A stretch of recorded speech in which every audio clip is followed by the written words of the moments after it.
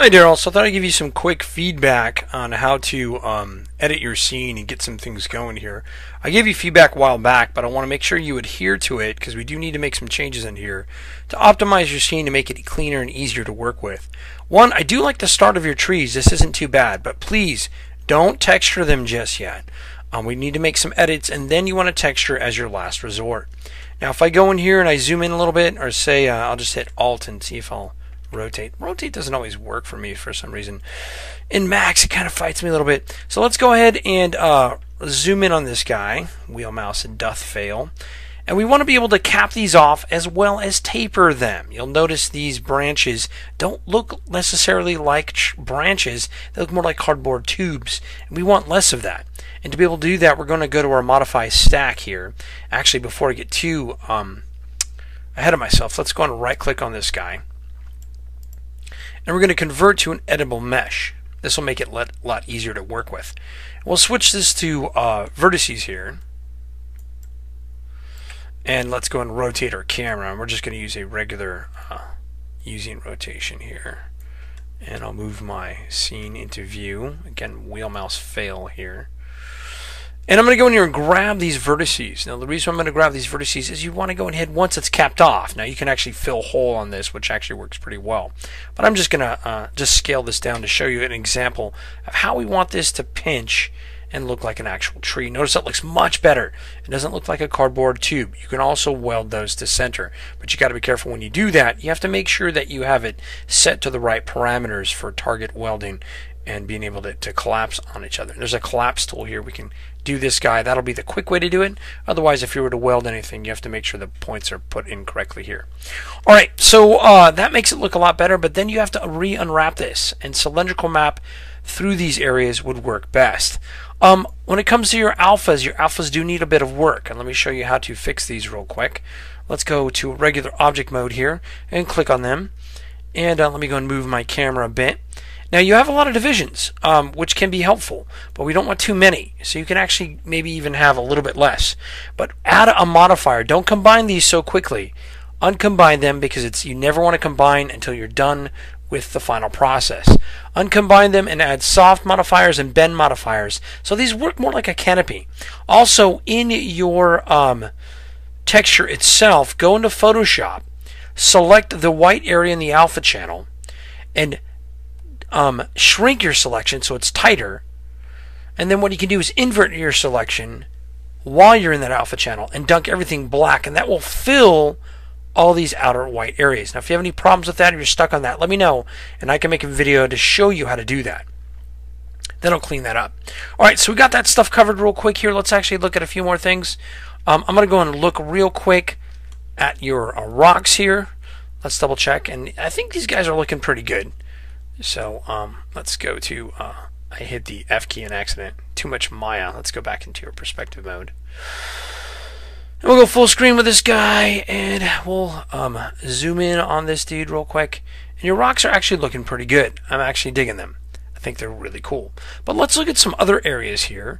And you do have some other areas over here by the bridge. Let's go ahead and take a look at this bridge real quick. And let's select this guy. Make sure I'm not hitting the wrong thing here. We're going to look at your trucks too. So let's rotate real quick here. Move the camera. Let's go and zoom in real fast. There we go. I don't want to get too close. And then we're going to go in here and grab some of these pieces. Now, I mentioned this before, and this is actually really important still. Do not make these boards individual. What you want to do, let's go to our regular creation tool, is make it as a full piece of geometry. And I'm going to pull this up a little bit. And once that's created, let me hit the W key, move them up. We can actually go in here and create some divisions for him. So length segments, we'll do maybe we'll do 10. And if we want to, we can even make that a little bit higher. We can maybe do 15. And if you want to make it a little more realistic, we can even do 20. But the thing in games is what you want to do is this is a lot less polys than this guy, believe it or not. So we could even go a little bit higher. We'll even do 25. And you can have some fun with this. When you have this set up like this, I can go back and I can right click on this guy, convert to an editable mesh. with it editable, I can go and grab these different polys and really make this kind of a believable scene. And I can extrude out from those areas. And you can make it look like, it's kind of an old bridge. It's got pieces sticking out there. And you can really have some fun with this. Notice we have a division right here. And I can cut that if I wanted to some more using the cut tool. And with that sliced in there, with that cut in there, I can even indent this so the wood looks like it's separate pieces. And let me give you an example. Here's a building that I created. And let me pull him up real quick in our online classes here. And I'll go to my regular image large icons so I can find it. It should be in here somewhere. I think it's in the game modeling folder. Double check. There he is. So this is one that I built using that same methodology. And you can see it makes tremendously, it really lowers your poly count dramatically. So we're not building individual boards. You never want to do that in games. You want to give the illusion that that's there, because then you can have the texture and the normal maps do that part. So make sure you add that to those areas. And this actually can come out pretty cool. And they don't have to be the same size. You can split it right here. Just make sure the edge goes to another end. So if you do cut it, make sure that edge triangulates to that point right there. Now, yes, triangles in games is okay. I don't care what your other teachers will tell you. We have to do it because we have to lower our poly count. Our poly counts, we don't always have the luxury to keep the same poly count. All right, so let's take a look at your truck here and look at some of the things that we can do with this guy. Let me go to the move tool real quick. Let me select this guy real fast here. Looks like he doesn't want to be selected. So we're just going to move in and zoom in on him real quick. There we go. A little bit of camera clipping going on there. So this guy right here, what we need to do on this dude is we need to go in here and actually build him a little bit better. Instead of pipe shoving some of the grills and areas and wheel wells, we need to build this with a lot more detail. Start out as a box, and it looks like you have, but we want to go ahead and play with these edges a little bit more. Let me go ahead and move out my camera real quick. And I'm going to rotate out of your scene here. And let's go and rotate to the other side. Move the camera. Let's go and select this dude. See if he can be selected. And you probably have him locked down. Oh, dude, I'm so glad you were organizing things. Kudos to that. I'm actually pretty stoked about that. That's good. You do have some unnamed groups, so you need to make sure that you name these guys. Let's grab one of your trucks. Let's grab the other truck there. There we go. And let's take a look at what you have. So let me go and zoom in. For some reason it doesn't want to get selected today, and that's just me just missing out on that. So watch the weird edges going through here. It's a little bit of strangeness in here. There's a hard angle. It gets thin to thick. Again, look at your references.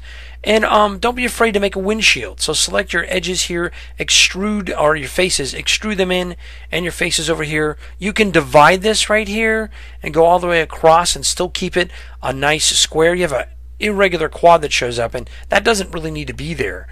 We can actually just cut all the way up here to the top and then even go across to define maybe your windshield a little bit better.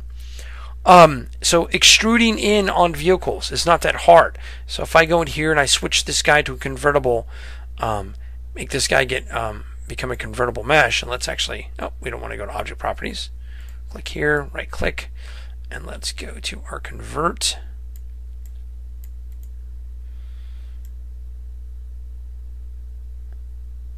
There we go. Editable mesh. And let's make him into edit polys. Looks like the poly tab doesn't want to come up. It might be because you have a group on here and stuff, so that's fine. Not a big deal. Edit polys. There we go. So if we go to polys here and I select these polys, we can make an actual windshield. By selecting this, all we need to do is extrude inward. So I will just do an extrusion, and we'll just do a little bit inward here, just a little bit, have it snap to, and then I'm going to do the scale. I want to scale that down, so we can scale that down a little bit, and we can right click here. Let's do a quick rotation around this real fast, and let's pull it through a little bit here. So we'll pull it this way and pull it up a little bit.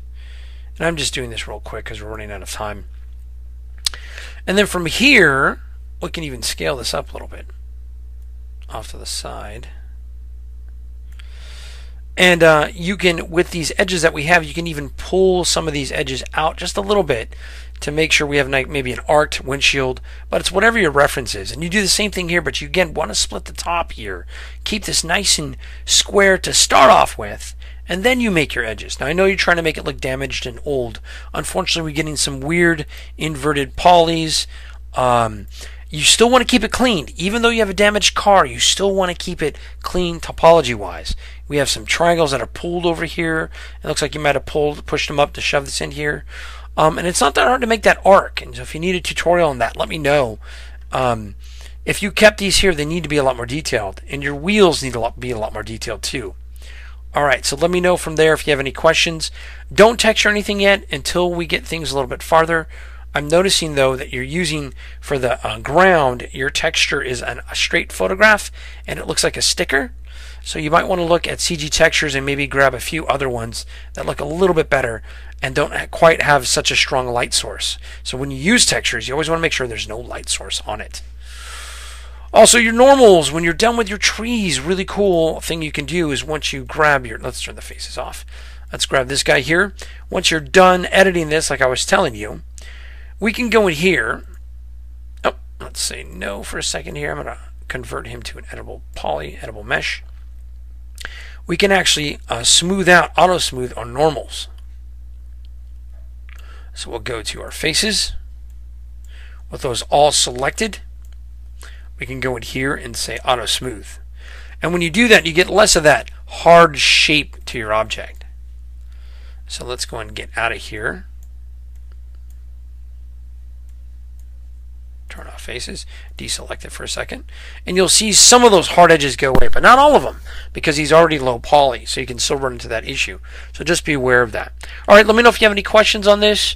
Also, your barn doors, and you need to have thickness on this, and I mentioned that before, and you need to weld edges that don't help the silhouette, so you could weld some of these on the side, weld some of these on the bottom because they're not helping the silhouette, and you can extrude this inward, or build this over again and make it so that there's each piece like Legos, which we do create when it comes to games. We have individual walls that just kind of come together.